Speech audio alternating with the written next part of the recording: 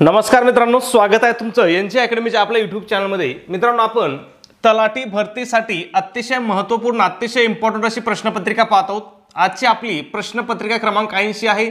जर याच्या अगोदरच्या 79 प्रश्नपत्रिका जर तुम्ही पाहिल्या नसतील तर त्या सुद्धा तुम्हाला पाहून घ्यायच्या आहेत, कारण त्या तलाठी भरतीच्या दृष्टीने अतिशय उपयुक्त अशा प्रश्नपत्रिका आहेत। ओके, मग या ठिकाणी आपल्या प्रश्नपत्रिकेचं वैशिष्ट्य आहे की याच्यामध्ये आपण काय करत आहोत, टीसीएस आणि आयबीपीएस पॅटर्नवर आधारित जीकेचा याच्यामध्ये आपण समावेश करीत आहोत। ओके, मग या ठिकाणी पहा, आजचा आपला पहिला प्रश्न काय पहा, बॉम्बे मिल हँड्स असोसिएशनची स्थापना डॅश डॅश यांनी 1884 मध्ये केली। आता या ठिकाणी आपल्याला विचारलंय की बॉम्बे मिल हँड असोसिएशनची स्थापना कोणी केली असं आपल्याला या ठिकाणी विचारलेलं आहे। मग बॉम्बे मिल हँड असोसिएशनची स्थापना कोणी केली होती, तर ती नारायण मेघाजी लोखंडे यांनी केली होती। ओके, आता ही कधी केली होती हे पण तुम्हाला लक्षात ठेवायचं, तर कधी केली होती, 1884 साली केली होती। ओके, कोणी केली होती, नारायण मेघाजी लोखंडे यांनी केली होती। कधी केली होती, 1884 साली केली होती। त्याचबरोबर प्रश्न या ठिकाणी अजून एक असा विचारला जातो की खालीलपैकी कोणाला भारतीय कामगार चळवळीचा जनक असं म्हटलं जातं। मग भारतीय कामगार चळवळीचा जनक कोणाला म्हटलं जातं मित्रांनो, तर ते नारायण मेघाजी लोखंडे यांनाच भारतीय कामगार चळवळीचा जनक असं म्हटलं जातं। हे पण लक्षात ठेवायचं, याच्यावरती सुद्धा तुम्हाला परीक्षेमध्ये प्रश्न विचारला जाऊ शकतो। ओके, मग या ठिकाणी तुम्हाला अजून काय लक्षात ठेवायचे पहा, नारायण मेघाजी लोखंडे हे जे आहेत त्यांनी काय केलं होतं, महात्मा फुले यांना जी महात्मा पदवी आहे ना, ही महात्मा पदवी देण्यासाठी पहा काय केलं, त्यांनी मुंबई या ठिकाणी सभा भरवली होती। कधी, 1888 साली, लक्षात ठेवायचं। मग या ठिकाणी प्रश्न विचारला जातो की ज्योतिबा फुले यांना महात्मा ही पदवी कोठे देण्यात आली, तर ती कोठे देण्यात आली, मुंबई या ठिकाणी। कधी देण्यात आली, 1888 साली। ओके, त्याचबरोबर नारायण मेघाजी लोखंडे यांना ब्रिटिशांनी काय केलं होतं, राव बहादूर हा किताब दिला होता। त्याचबरोबर जस्टिस ऑफ द पीस हा सुद्धा किताब दिला होता। म्हणजे या ठिकाणी आपल्याला प्रश्न असा येऊन गेलेला आहे की खालीलपैकी कोणत्या व्यक्तीला ब्रिटिशांनी राव बहादूर आणि जस्टिस ऑफ पीस हा किताब दिला होता, असा प्रश्न विचारला होता। मग याचं उत्तर सुद्धा काय आहे, नारायण मेघाजी लोखंडेचं आहे। ओके, त्याचबरोबर महात्मा फुले यांनी जे दीनबंधू उत्तरपद सुरू केलं होतं, म्हणजे दीनबंधू कोणी केलं होतं पहा, कृष्णराव भालेकरांनी केलं होतं। परंतु त्याच्यासाठी सहकार्य कुणाचं होतं, तर त्याच्यासाठी सहकार्य हे महात्मा फुलेच होतं। मग महात्मा फुलेच्या सहकार्याने हे दीनबंधू वृत्तपत्र काय केलं, मुंबईमधून चालवलं। मग प्रश्न विचारला जातो की दीनबंधू हे वृत्तपत्र मुंबईमधून कोणी चालवले, तर ते कोणी चालवले होते, नारायण मेघाजी लोखंडे यांनीच चालवले होते। ओके, पुढचा प्रश्न आहे आपला 2 नंबर, बांधवगड राष्ट्रीय उद्यान काय, बांधवगड राष्ट्रीय उद्यान डॅश डॅश येथे स्थित आहे असं आपल्याला या ठिकाणी विचारलेलं आहे। मग बांधवगड राष्ट्रीय उद्यान कुठे स्थित आहे मित्रांनो, तर हे मध्य प्रदेश या राज्यामध्ये आहे। या ठिकाणी तुम्हाला लक्षात ठेवायचं आहे, टीसीएस राष्ट्रीय उद्यानावरती भरपूर प्रश्न विचारत आहे। मग बांधवगड राष्ट्रीय उद्यान कुठे, मध्य प्रदेश मधील उमरिया जिल्ह्यामध्ये आहे, लक्षात ठेवा। त्याचबरोबर या उद्यान किंवा या राष्ट्रीय उद्यानाची निर्मिती कधी करण्यात आली, तर 1968 साली राष्ट्रीय उद्यान जाहीर करण्यात आलं होतं। ओके, पुढचा प्रश्न पाहण्या अगोदर मित्रांनो, तलाठी भरतीसाठी एक अतिशय महत्त्वाची सूचना, आपण तलाठी भरतीसाठी अतिशय इम्पॉर्टंट अतिशय महत्त्वपूर्ण अशी टेस्ट सिरीज सुरू केलेली आहे। आपल्या टेस्ट सिरीजचं वैशिष्ट्य आहे की टीसीएस आणि आयबीपीएस पॅटर्नवर आधारित महाराष्ट्रामधील एकमेव टेस्ट सिरीज आहे। ओके, अतिशय दर्जेदार अतिशय महत्त्वपूर्ण अशी टेस्ट सिरीज आहे। याच्यामध्ये तुम्हाला काय काय भेटेल पहा, तर 10 टेस्ट भेटतील। त्याचबरोबर तुम्हाला फ्रीमध्ये तलाठी भरतीचे 2011 पासून 2022 पर्यंत झालेल्या सर्व प्रश्नपत्रिका तुम्हाला या ठिकाणी फ्री ऑफ कास्ट देण्यात येतील। त्याचबरोबर अतिशय महत्त्वपूर्ण अतिशय इम्पॉर्टंट अशा नोट्स तुम्हाला या ठिकाणी देण्यात येतील। तुम्ही एवढ्या नोट्सचा जरी अभ्यास केला मित्रांनो, तरी तुम्ही 100 पैकी 90+ मार्क काय 100% मिळवू शकता। ओके, म्हणजे तुम्ही एवढ्या नोट्स जरी केल्या तरी तुमचं तलाठी भरतीला सिलेक्शन झाल्यात जमा आहे। ओके, मग या ठिकाणी पहा, याच्यामध्ये कोणकोणत्या विषयाच्या नोट्स आहेत, मराठी विषयाच्या नोट्स आहेत, इतिहासाच्या आहेत, भूगोल विषयाच्या आहेत, राज्यशास्त्राच्या आहेत, विज्ञानच्या आहेत, अर्थशास्त्राच्या आहेत। त्याचबरोबर गणित आणि बुद्धिमत्ता काय, गणित आणि बुद्धिमत्ता या 2 विषयाच्या सुद्धा अतिशय IMP अशा नोट्स या ठिकाणी तुम्हाला देण्यात येतील। ओके, मग या सगळ्यांची किंमत किती मित्रांनो, तर 150 रुपये किंमत आहे। परंतु विद्यार्थ्याच्या मागणीस्तव आपली ऑफर आज सुद्धा चालू आहे। जर तुम्ही आज टेस्ट सिरीज घेतली तर ही तुम्हाला फक्त आणि फक्त काय होईल 99 रुपयाला तुम्हाला ही टेस्ट सिरीज पडेल. ओके, मग हे 99 रुपये तुम्हाला कुठं पे करायचे, तर गुगल पे असेल, फोन पे असेल, ॲमेझॉन असेल, पेटीएम असेल. या ठिकाणी आपला नंबर आहे 9689141630. तुम्हाला या नंबरवरती काय करायचे 99 रुपये पे करायचे आहेत. आणि तुम्ही जे 99 रुपये पे केले त्याचा स्क्रीनशॉट काढा आणि व्हॉट्सअपला काय करा, याच नंबरवरती काय करा, व्हॉट्सअपला तो स्क्रीनशॉट मला पाठवून द्या, शेअर करा किंवा टाकून द्या. ओके, तुमचा स्क्रीनशॉट मिळाल्याबरोबर तुम्हाला ही संपूर्ण डाटा काय केला जाईल, शेअर केला जाईल. पुढचा प्रश्न आहे 3 नंबर. हॉर्नबिल महोत्सव खूप महत्वाचा आहे. महोत्सवावरती TCS भरपूर प्रश्न विचारत आहे. मग या ठिकाणी विचारलं आपल्याला हॉर्नबिल महोत्सव किंवा हॉर्नबिल फेस्टिवल कोणत्या राज्यात आयोजित केला जातो, तर हॉर्नबिल फेस्टिवल कोणत्या राज्यामध्ये आयोजित केला जातो, तर हा नागालँड राज्यामध्ये आयोजित केला जातो. मग या ठिकाणी पहा, हॉर्नबिल महोत्सव काय, नागालँडचा सर्वात मोठा काय वार्षिक महोत्सव आहे. म्हणजे या ठिकाणी असं सुद्धा आपल्याला विचारलं जाऊ शकतं की खालीलपैकी कोणता नागालँडचा सर्वात मोठा वार्षिक महोत्सव आहे. मग नागालँडचा सर्वात मोठा वार्षिक महोत्सव कोणता आहे, तर तो हॉर्नबिल आहे. ओके, हॉर्नबिल महोत्सव आहे. त्याच्यानंतर असं पण विचारलं जाऊ शकतं की हॉर्नबिल महोत्सव कोणत्या महिन्यामध्ये साजरा केला जातो, तर या ठिकाणी पहा, तो दरवर्षी डिसेंबर महिन्याच्या पहिल्या आठवड्यात हा सण साजरा केला जातो किंवा हा उत्सव साजरा केला जातो. ओके, पुढचा प्रश्न आहे आपला प्रश्न क्रमांक 4 आहे. काय विचारलंय, ब्रह्मपुत्रा ही भारतात खालीलपैकी कुठल्या प्रदेशातून प्रवेश करते. आता ही जी ब्रह्मपुत्रा नदी आहे, ही नदी भारतामध्ये कुठल्या प्रदेशातून प्रवेश करते असं आपल्याला विचारलेलं आहे. मग ऑप्शन काय दिलेत पहा, अरुणाचल प्रदेश, सिक्कीम, लडाख आणि मिझोराम. तर यापैकी अरुणाचल प्रदेश या राज्यामधून काय करते, ब्रह्मपुत्रा नदी भारतामध्ये प्रवेश करते. मग तुम्हाला ब्रह्मपुत्रा नदीबद्दल तुम्हाला माहिती लक्षात ठेवायची. ब्रह्मपुत्रा हिमालय पर्वतरांगेमधील तिबेटच्या बुरांग जिल्ह्यामध्ये सांगपो किंवा यारलुंग झांबो किंवा यारलुंग सांगपो या नावाने उगम पावते.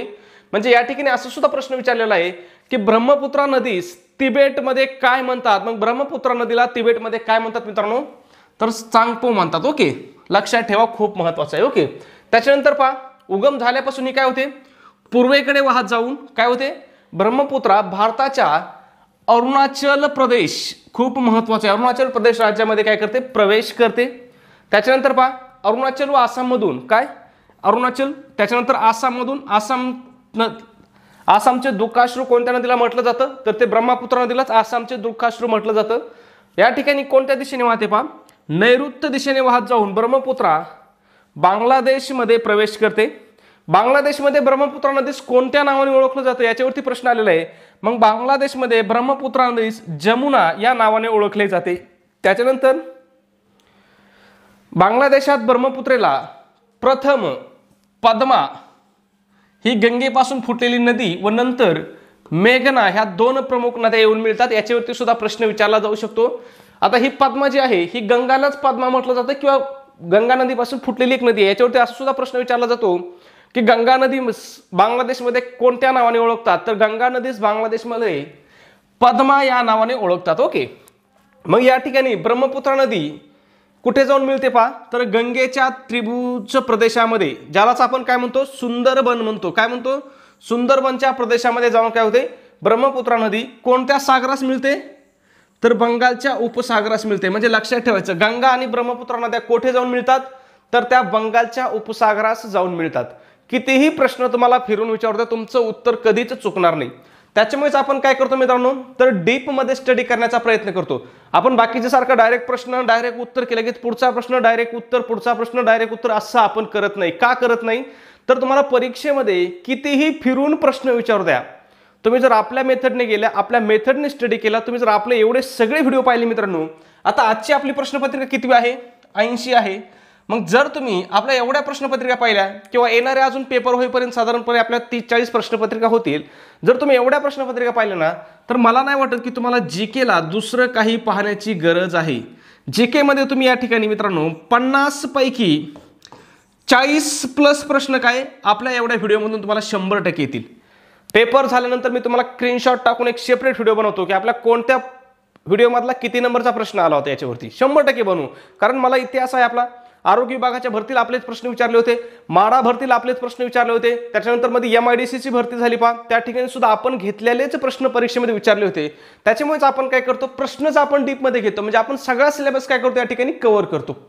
पुढचा प्रश्न काय पहा, खालीलपैकी कोणते विधान योग्य आहे? काय विचारले पहा, पहिलं विधान काय दिलंय, बायसन हॉर्न मारिया या जमाती छत्तीसगड, महाराष्ट्र आणि मध्य प्रदेशातील बस्तर जिल्ह्यात स्थित आहेत. मग हे विधान काय मित्रांनो बरोबर आहे. लक्षात ठेवा, बायसन हॉर्न मारिया जमात कुठे कुठे आढळते? छत्तीसगडमध्ये आढळते. त्याच्यानंतर काही प्रमाणात महाराष्ट्रामध्ये आणि मध्य प्रदेशातील बस्तर जिल्ह्यामध्ये आढळते. कोणती जमात? Bison horn Maria. खूप महत्वाचे, लक्षात ठेवा. पहिलं विधान तर बरोबर आहे.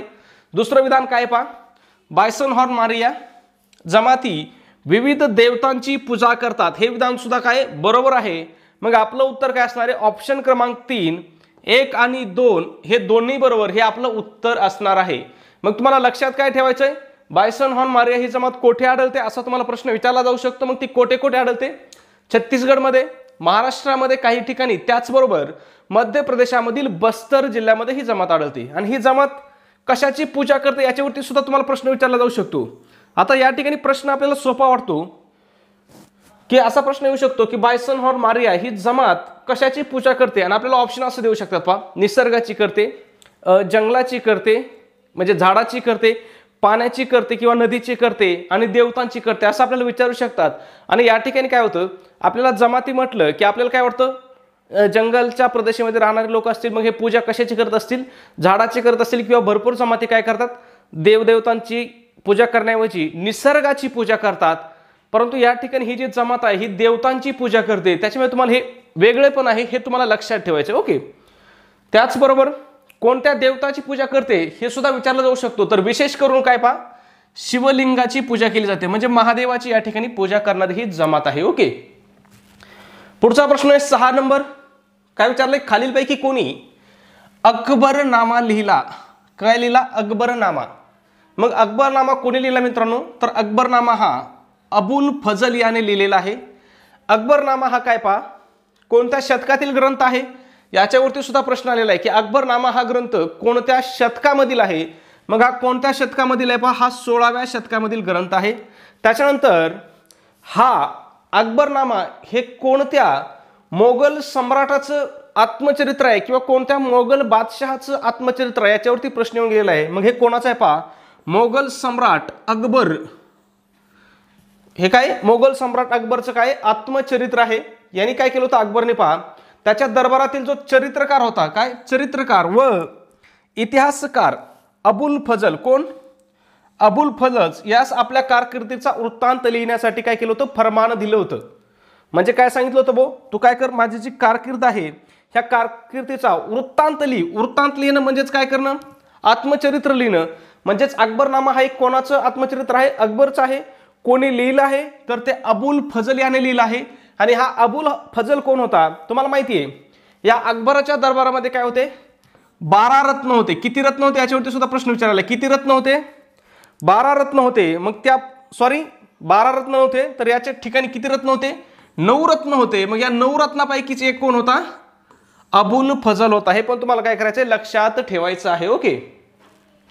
पुढचा प्रश्न पाहूया. प्रश्न क्रमांक 7 आहे, राऊ या मराठी कादंबरीचे लेखक कोण आहेत? पहा, TCS ने काय केलंय, भरपूर प्रश्न हे काय केले होते, कादंबरी आणि त्यांच्या लेखकावरती विचारले होते किंवा पुस्तक आणि त्यांच्या लेखकावरती विचारले होते. कोणत्या परीक्षेमध्ये विचारले होते? तर तुम्हाला माहिती आहे आपण सध्या काय करतोय, माडा परीक्षेमध्ये झालेले प्रश्न या ठिकाणी आपण पाहत आहोत. त्याचबरोबर पुणे महानगरपालिकेची भरतीची परीक्षा आता झाली त्याच्यामध्ये विचारलेले, त्याच्यानंतर पिंपरी चिंचवड महानगरपालिकेमध्ये विचारलेले प्रश्न, हे सगळे प्रश्न आपण पाहत आहोत. आता या ठिकाणचे प्रश्न तुम्हाला माडा कोणी घेतली होती? TCS ने घेतली होती. PCMC आणि PMC कोणी घेतले होते मित्रांनो? तर ह्या IBPS ने परीक्षा घेतल्या होत्या. मग या ठिकाणी आपण TCS ने घेतलेल्या माडाचे प्रश्न आपण पाहत आहोत. मग या ठिकाणी राऊ या कादंबरीचे लेखक कोण होते? तर NS इमानदार यांची ही काय आहे या ठिकाणी ही कादंबरी आहे. खूप लक्षात ठेवा. आणि त्याचबरोबर राऊ ही कादंबरी कोणावर आधारित आहे असा सुद्धा तुम्हाला प्रश्न विचारला जाऊ शकतो. मग ही कोणावर आधारित आहे मित्रांनो? तर ही बाजीराव पेशवेवर आधारित अशी ही कादंबरी आहे. ओके. पुढचा प्रश्न आहे 8 नंबर. काय विचारले पहा, महाराष्ट्र मानव विकास निर्देशांक, मानव विकास अहवाल 2012 नुसार महाराष्ट्राचा HDI डॅश डॅश आहे. मग मानव विकास अहवाल 2012 नुसार, आता हा मानव विकास अहवाल मित्रांनो महाराष्ट्राचा नसून हा मानव विकास अहवाल कोणाचा होता? भारताचा होता किंवा भारतीय मानव विकास अहवालानुसार असं म्हणायला पाहिजे होतं या ठिकाणी, पण त्यांनी महाराष्ट्र हा शब्द टाकलाय. मग महाराष्ट्राचा एसडीआय किती आहे असं आपल्याला विचारलं होतं, तर महाराष्ट्राचा एसडीआय म्हणजेच मानव विकास निर्देशांक किती होता, 0.752 होता. ओके. पुढचा प्रश्न आहे 9 नंबर. तेहरी धरण कोणत्या राज्यात आहे? आता या ठिकाणी तुम्हाला तेहरी पण म्हणू शकतात, टेहरी पण म्हणू शकतात, शब्दावर जायचं नाही. बऱ्याच वेळेस काय होतं, हे जे पेपर आहेत टीसीएस आयबीएस घेणारे पेपर काय होतात, इंग्लिश लँग्वेजमध्ये शेट केले जातात आणि त्या ठिकाणी काय केलं जातं, यांचं गुगल ट्रान्सलेट केलं जातं. त्याच्यामुळे बऱ्याच वेळेस बरेच प्रश्न मराठीमध्ये वाचताना काय होतं, आपल्याला त्याचा अर्थच लागत नाही. मग त्यावेळेस काय करायचं तुम्हाला, जर मराठीमध्ये तुम्हाला प्रश्न कळत नसेल तर तुम्ही ज्यावेळेस ऑनलाईन पेपर देता त्यावेळेस तुम्हाला तिथं वरती एक कोपऱ्यामध्ये भाषा निवडायला ऑप्शन असतं. त्या ठिकाणी तुम्ही क्लिक करून इंग्लिश भाषेमध्ये प्रश्न करून तुम्ही पाहू शकता. पेपर तुम्हाला 2 भाषेमध्ये सिलेक्ट करता येतो, मराठी आणि इंग्रजी भाषा. आणि चालू पेपरमध्ये सुद्धा तुम्ही प्रश्नाची भाषा बदलू शकता. ओके. मग या ठिकाणी टेहरी धरण कोणत्या राज्यामध्ये आहे? सगळ्यांना माहिती आहे हे कोणत्या राज्यामध्ये आहे, उत्तराखंडमध्ये आहे. उत्तराखंडलाच काय म्हटलं जातं, देवभूमी असं म्हटलं जातं. आता या सध्या उत्तराखंड का चर्चेत आहे, तर या ठिकाणी समान नागरिक कायदा या ठिकाणी लागू केलेला आहे. ओके. मग या ठिकाणी पहा, टेहरी धरणाचं वैशिष्ट्य असं आहे की भारतातील सर्वात उंचावर बांधलेलं धरण आहे. मग भारतातील सर्वात उंच धरण कोणतं असा प्रश्न जरी आला तरी त्याचं उत्तर काय येणार आहे, टेहरी धरण हे काय भारतामधील सर्वात उंच धरण आहे. त्याच्यानंतर असा प्रश्न विचारला जातो की टेहरी धरण किंवा उत्तराखंड राज्यामधील टेहरी धरण हे कोणत्या नदीवरती आहे, तर उत्तराखंड राज्यामधील टेहरी धरण हे भगीरथी नदीवरती आहे. ओके. त्याचबरोबर या ठिकाणी एक टीसीएसने वेगळाच प्रश्न विचारला होता की टेहरी धरणाचा उद्देश काय आहे. टेहरी धरणाचं जे बांधकाम केलंय हे बांधकाम कोणत्या उद्देशाने केलंय किंवा या धरणापासून काय काय फायदा होणार आहे किंवा या धरणाच्या पाण्याचा उपयोग कशासाठी होणार आहे याच्यावरती प्रश्न विचारला होता. मग कशासाठी पहा, सिंचन, नागरी पाणी पुरवठा आणि वीज निर्मिती या तिहेरी उद्देशाने काय केली होती, या धरणाची निर्मिती केली होती. आता जवळपास सगळ्याच धरणाची निर्मिती काय केली जाते, या तिहेरी उद्देशानेच केली जाते. म्हणजे सिंचनासाठी वापर केला जातो, त्याच्यानंतर नागरी पाणी पुरवठा असेल, वीज निर्मिती असेल, त्याचबरोबर अजून एक उद्देश असतो की पुराला अटकाव घालणे, हा एक सुद्धा काय असतो या ठिकाणी प्रत्येक धरणाचा उद्देश असतो. ओके. म्हणजे याच्यामध्ये असं काही नाविन्यपूर्ण असं काही नव्हतं. पुढचा प्रश्न आहे प्रश्न क्रमांक 10. भगतसिंग आणि राजगुरू यांनी सॉन्डर्सची हत्या केव्हा केली होती असं या ठिकाणी विचारलेलं आहे. मग भगतसिंग आणि राजगुरू यांनी सॉन्डर्सची हत्या कधी केली, तर ती 17 डिसेंबर 1928 ला केली होती. कधी, 17 डिसेंबर 1928 रोजी. आता या ठिकाणी पहा, भगतसिंग आणि राजगुरू यांचा दुसऱ्याच एका व्यक्तीला मारण्याचा हेतू होता, पण त्याच्यामध्ये काय झाला होता, चुकून सॉन्डर्सचा बळी गेला होता किंवा चुकून हा मेला होता. ओके. मग कोणाला मारण्याचा हेतू होता, तर जेम्स स्कॉट ह्या अधिकाऱ्याला मारण्याचा त्यांचा उद्देश होता, परंतु चुकून कोण मेला, सॉन्डर्सच मेला. ओके. पुढचा प्रश्न आहे आपला प्रश्न क्रमांक 11. काय विचारलंय, बटाट्याची चाळ, बटाट्याची चाळ या मराठी पुस्तकाचे लेखक खालीलपैकी कोण आहेत? सगळ्यांना माहिती आहे कोण आहेत, PL देशपांडे. पा टीसीएसने आपण मराठीमध्ये काय म्हणतो, पु ल देशपांडे म्हणतो की नाही, पु ल देशपांडे. तेच त्यांनी काय केले या ठिकाणी पहा, PL देशपांडे. मग याच्या ठिकाणी कन्फ्यूज व्हायची गरज नाही, पु ल देशपांडेच आहे. पु ल देशपांडे पूर्ण नाव काय, पुरुषोत्तम लक्ष्मण देशपांडे. ओके. या ठिकाणी पु ल देशपांडेवरती तुम्हाला अजून एक प्रश्न विचारला जातो, वारंवार परीक्षेमध्ये विचारलेला आहे की पहिला महाराष्ट्र भूषण पुरस्कार कोणाला मिळाला. मग पहिला महाराष्ट्र भूषण पुरस्कार सुद्धा कोणाला मिळाला होता, PL देशपांडे म्हणजेच पु ल देशपांडे किंवा पुरुषोत्तम लक्ष्मण देशपांडे यांना मिळाला होता. कधी मिळाला होता, 1996 ला मिळाला होता. या ठिकाणी असा सुद्धा एक प्रश्न विचारला जातो की महाराष्ट्र भूषण पुरस्काराची सुरुवात कधी झाली. मग सुरुवात सुद्धा कधी झाली, 1996 ला झाली. पहिला पुरस्कार कोणाला देण्यात आला होता, पु ल देशपांडे यांना देण्यात आला. आणि महाराष्ट्र भूषण पुरस्कार कोणाकडून दिला जातो, तर महाराष्ट्र सरकारकडून किंवा महाराष्ट्र राज्य सरकारकडून हा पुरस्कार दिला जातो. महाराष्ट्रातील सर्वोच्च पुरस्कार कोणता आहे, तर तो महाराष्ट्र भूषण पुरस्कार आहे. पुढचा प्रश्न आहे 12 नंबर. शिवाजी महाराजांच्या राज्याभिषेकाच्या निमित्ताने सोन्याचे नाणे काढले होते त्याला डॅश डॅश म्हणतात. मग या ठिकाणी छत्रपती शिवाजी महाराजांच्या राज्याभिषेकाच्या निमित्ताने एक सोन्याचं नाणं काढलं होतं, त्या सोन्याच्या नाण्यास काय म्हटलं जातं, होन असं म्हटलं जातं. या ठिकाणी असा सुद्धा प्रश्न विचारला जातो की छत्रपती शिवाजी महाराजांच्या राज्याभिषेकानिमित्त कोणत्या धातूचं नाणं काढलं होतं. तुम्हाला ऑप्शन देऊ शकतात पहा, चांदीचं, तांब्याचं, सोन्याचं, कथिलाचं, मग ते कोणत्या धातूचं नाणे होतं पहा? सोन्याचं नाणं होतं पहा. म्हणजे माझं स्वराज्य, छत्रपती शिवाजी महाराजांनी निर्माण केलेलं स्वराज्य किती श्रीमंत होतं हे याच्यावरून कळतं की या ठिकाणचं नाणं सुद्धा काय होतं? सोन्याचं नाणं होतं आणि त्याचं नाव काय होतं? होन हे त्याचं नाव होतं. ओके. मग या ठिकाणी पहा, शिवकालीन तुम्हाला काही नाणी लक्षात ठेवायची. तुम्हाला मी होन सांगितली. होन कशाचं होतं? सोन्याचं होतं. याच्यावरतीच आपल्याला प्रश्न होता. त्याच्यानंतर चांदीच्या नाण्याला काय म्हणत होते? लारी. आणि तांब्याचं जे नाणं होतं त्यास काय म्हणायचे? शिवराई म्हणायचे. आता या ठिकाणी या शिवराईवरती पहा, एका बाजूला काय लिहिलेलं होतं? श्री राजा शिव आणि दुसऱ्या बाजूला काय लिहिलेलं होतं? छत्रपती अशी अक्षर या शिवराई नाण्यावरती कोरलेली होती पहा. लक्षात ठेवा, एका बाजूला काय होतं? श्री राजा शिव आणि दुसऱ्या बाजूला काय होतं? छत्रपती अशी अक्षर या ठिकाणी कोरलेली होती. ओके मित्रांनो, तुम्हाला छत्रपती शिवाजी महाराजांचा सगळा इतिहास तोंडपाठ करायचा आहे. का करायचा आहे? तर TCS आपल्याला याच्यावरती कुठलीही परीक्षा असू द्या, कमीत कमी 1 ते 2 प्रश्न काय करत आहे? छत्रपती शिवाजी महाराजांवरती विचारत आहे. तुम्हाला दुसरं काहीच करायचं नाही. इयत्ता 4थीचं पुस्तक आहे पहा, छत्रपती शिवाजी महाराजांवरती इयत्ता 4थीचं पुस्तक. एवढं पुस्तक जर तुम्ही पाठ केलं ना तरी तुम्हाला याच्यावरती 1 ते 2 मार्क तुमचा फिक्स होऊन जाईल. ओके, पुढचा प्रश्न पाहू. प्रश्न क्रमांक 13. खालीलपैकी कोणत्या वर्षी महाराष्ट्र राज्य अस्तित्वात आलं? कोणीतरी म्हटलं TCS सोपे प्रश्न विचारत नाही. मग हा प्रश्न कोणी विचारलाय? TCSनेच विचारलाय ना. फक्त एवढंच विचारलंय की महाराष्ट्राची निर्मिती कधी झाली, मग कोणत्या साली झाली होती? 1960 साली. आता सगळ्यांना माहीत असेल, पण ज्यांना माहीत नाही त्यांनी लक्षात ठेवा, 1 मे 1960 रोजी काय झाली होती? महाराष्ट्राची निर्मिती झाली होती. ओके, पुढचा प्रश्न आहे 14 नंबर. प्रश्न पहा किती फिरून विचारला त्यांनी. प्रार्थना समाजाचे संस्थापक पूर्वी खालीलपैकी कोणत्या संघटनेचे सदस्य होते? काय विचारलंय? प्रार्थना समाजाचे संस्थापक पूर्वी खालीलपैकी कोणत्या संघटनेचे सदस्य होते असं विचारलंय. मग हे कोणत्या संघटनेचे सदस्य होते? तर परमहंस सभेचे काय होते? सदस्य होते. मग या ठिकाणी तुम्हाला लक्षात ठेवायचंय, प्रार्थना समाजाची स्थापना कोणी केली होती? तर ती आत्माराम तरखडकर. आत्माराम तरखडकर यांनी काय केली होती? प्रार्थना समाजाची स्थापना केली होती. यांना सहकार्य कोणाचं होतं? दादोबा पांडुरंग तरखडकर, आत्माराम पांडुरंग तरखडकर आणि भास्कर पांडुरंग तरखडकर या तिन्ही बंधूंनी मिळून काय केली होती? प्रार्थना समाजाची स्थापना केली होती. मग याच्यासोबत तुम्हाला काही संघटना लक्षात ठेवायच्यात. सगळ्यात महत्त्वाची संघटना मानव धर्म सभा. हिची स्थापना कधी झाली असं विचारलं जातं. तारीख लक्षात नाही ठेवलं तरी चालेल, पण साल लक्षात ठेवायचे. कधी स्थापना झाली होती? 1844 साली. आणि मानव धर्म सभेची स्थापना कोणत्या शहरामध्ये झाली याच्यावरती सुद्धा प्रश्न विचारलेला आहे. मग ही कोणत्या शहरामध्ये स्थापना झाली होती? तर सुरत शहरामध्ये मानव धर्म सभेची स्थापना झाली होती. स्थापना कोणी केली होती किंवा संस्थापक कोण होते पहा? तर या सभेचे संस्थापक दादोबा पांडुरंग तरखडकर होते. ओके, त्याच्यानंतर पहा, परमहंस सभा आहे.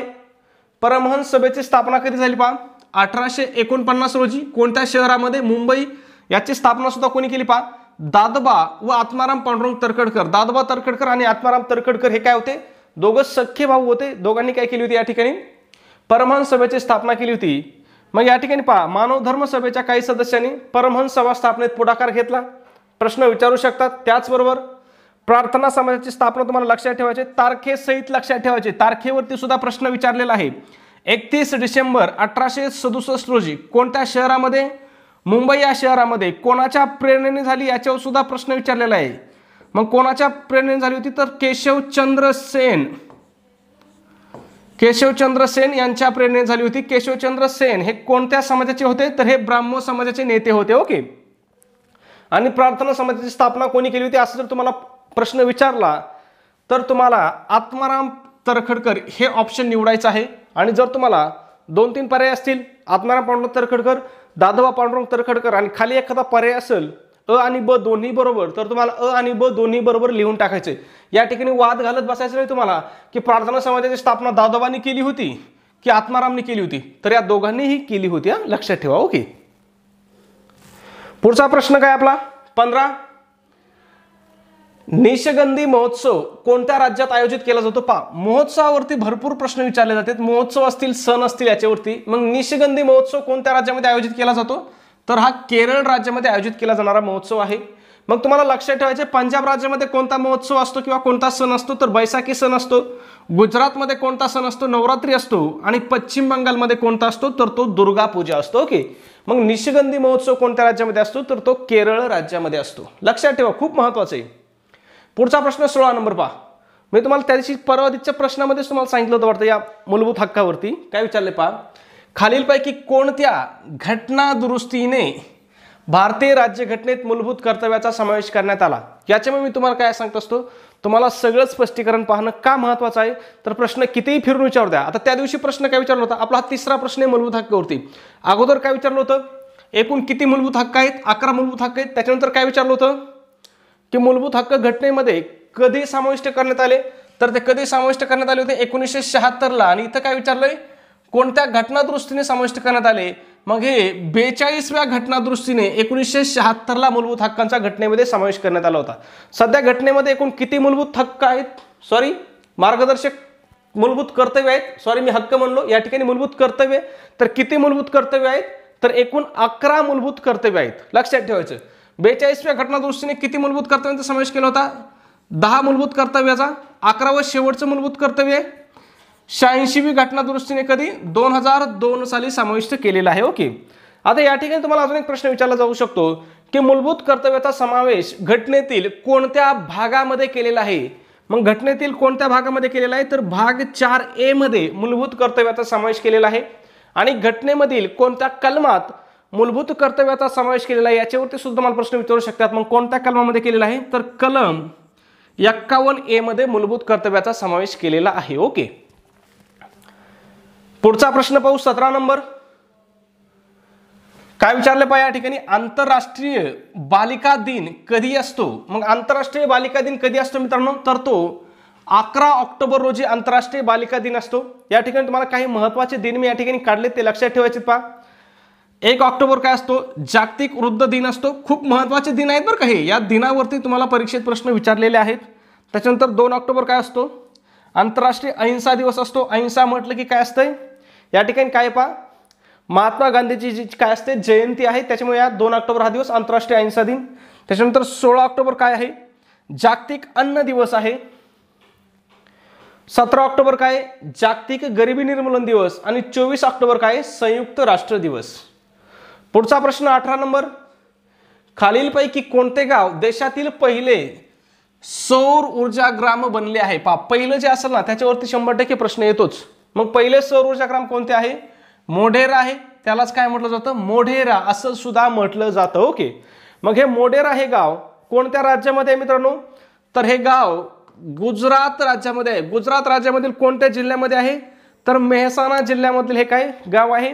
या गावाचं वैशिष्ट्य म्हणजे काय, देशातील पहिले 100% सौर ऊर्जा वापरणारे किंवा सौर ऊर्जेवरती चालणारे हे गाव ठरलेलं आहे. आणि या गावाचं वैशिष्ट्य की या ठिकाणी 10व्या शतकामधील पहा, 10व्या शतकामधील काय या ठिकाणी प्राचीन असं सूर्यदेवाचं मंदिर आहे. पहा, कशाचं मंदिर आहे, सूर्य मंदिर आहे. मग प्राचीन अशा सूर्य मंदिरासाठी प्रसिद्ध असलेलं मोढेरा हे गाव काय सध्या सौर ऊर्जा ग्राम म्हणून याची ओळख झालेली आहे. ओके. पुढचा आणि आपला शेवटचा, आता या ठिकाणी आपण 20 प्रश्न घेत असतो, परंतु आज काय झालं या ठिकाणी 19च प्रश्न घेण्यात आलेत. त्याच्याबद्दल मी तुमची क्षमा मागतो. काय विचारले पहा, महाराष्ट्राच्या विधानसभेत किती सदस्य आहेत. या प्रश्नाचं उत्तर काय करायचं तुम्हाला मित्रांनो, कमेंटमध्ये सांगायचं आहे की महाराष्ट्राच्या विधानसभेमध्ये एकूण किती सदस्य आहेत. त्याचबरोबर तुम्ही जर चॅनलला सबस्क्राईब केलं नसेल लगेच सबस्क्राईब करा. व्हिडिओ जर आवडला असेल तर प्लीज व्हिडिओला एक लाईक करा आणि आपला व्हिडिओ तुम्हाला कसा वाटतो हे सुद्धा कमेंटमध्ये नक्की सांगा मित्रांनो. ओके. धन्यवाद मित्रांनो, भेटूया आपल्या उद्याच्या पुढच्या व्हिडिओमध्ये. तोपर्यंत सर्वांना जय हिंद, जय महाराष्ट्र.